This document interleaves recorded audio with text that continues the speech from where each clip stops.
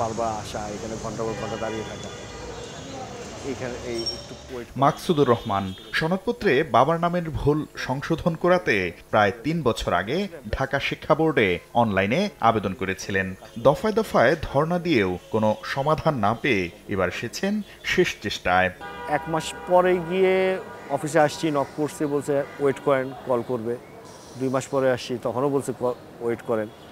এভাবে 6 মাস পর্যন্ত আমি আসা যাওয়া করছি আর কি। শুধু মাকসুদ নন, হাজারো মানুষ নাম, জন্ম তারিখ কিংবা বাবা মায়ের নাম সংশোধন করাতে এসে শিকার হচ্ছেন ভোগান্তির। ওরা কিন্তু বলে প্রথমে প্রাইমারি সার্টিফিকেট ঠিক করে আসতে, এখন প্রাইমারি সার্টিফিকেট ঠিক করে নিয়ে আসার পর ওরা বলতেছে যে না, এটা ঠিক করাইছেন কেন? এটাই তো আপনি আগে এখান থেকে তো কথা বলবেন, এখান থেকে কথা বলেই তো আমি প্রাইমারি সার্টিফিকেট ঠিক করতে গেছি, তাই না? আবেদনটা ফুললি রিজেক্ট করতেছে, কিছুই হয় নাই। এই ফুল 1টা বছর আমি ভোগান্তিতে ভুগছি। তাকায় না, চেহারার দিকে তাকায়, তারপরে কাজ করবে না কেন? এরা কিসের জন্য বসছে এখানে? বসছে কেন এখানে? জরুরি কাজে আসছে। আমার মেয়ে 10 দিন আসছে এখান থেকে।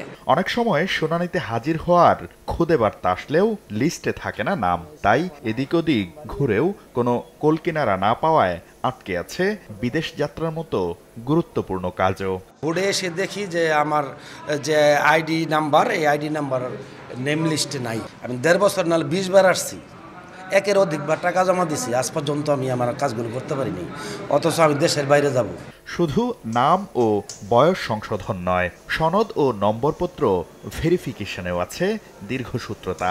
জরুরি কাজের ফি জমা দিয়েও ঘুরতে হয় দিনের পর দিন, তবে টাকা দিলেই কাজ হয় সময়ের আগে।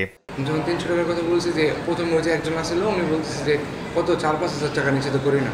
সিরিয়াল ওয়াইজ ডাকা হচ্ছে না, যে একটু টাকা দিচ্ছে বা একটু অফার করছে তাদেরকে আগে ভাগে দিয়ে দিচ্ছে। ভুক্তভোগীরা বলছেন অনেক সময় জন্ম নিবন্ধন সহ সঠিক কাগজপত্র দিলেও শিক্ষা প্রতিষ্ঠানের কেরানিদের অসতর্কতায় রেজিস্ট্রেশন কার্ড, প্রবেশপত্র, সনদ ও নম্বরপত্রে ভুল হয়। তবে সেই কেরানিরাই আবার এসব সংশোধনের জন্য পাতেন ঘুষের ফাঁদ।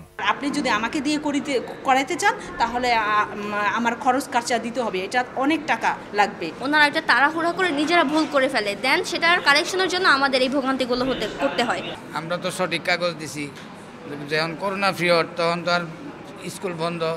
ওনারা যে তথ্য দিচ্ছে এই তথ্য অনুযায়ী 8 এবং এসএসসি থেকে জন্মতে একটা ভুল আসছে। নিয়ম অনুযায়ী সন্তানদের সনদে অভিভাবকের নাম ভুল থাকলে বোর্ডে সশরীরে হাজির হতে হয় বাবা মাকেও। এটা আপনি মোবাইলের মাধ্যমে যদি ওই সিস্টেমটা অনলাইনে করে দেয়, আমরা বাসা থেকেই করে নিতে পারতাম, আমাদের জন্য অনেক সুবিধা হইতো। আমরা আসতে হইলে অনেক দূর থেকে, কষ্ট।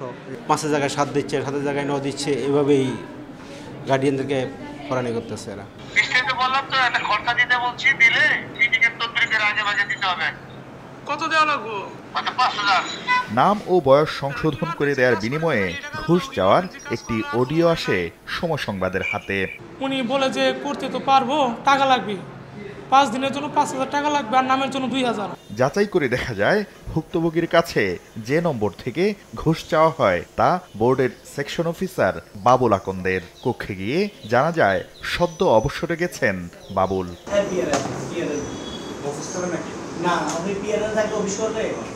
মুঠোফোনে ঘুষের অভিযোগের বিষয়ে জানতে চাইলে তা অস্বীকার করেন বাবুল। আপনি 5,000 টাকা বকশিশ চেয়েছেন নাম এবং বয়স সংশোধনের বিষয়ে। কোন ব্যাপারে কি বলছি না স্যার, মনে পড়তেছে না। আমি জুন মাসে তো পিআরএল গেছি।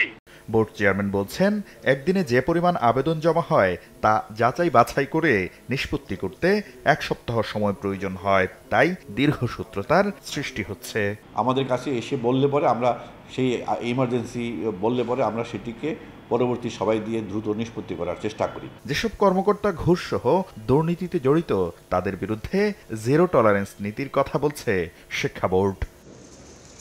শাকির আহমেদ, সময় সংবাদ, ঢাকা।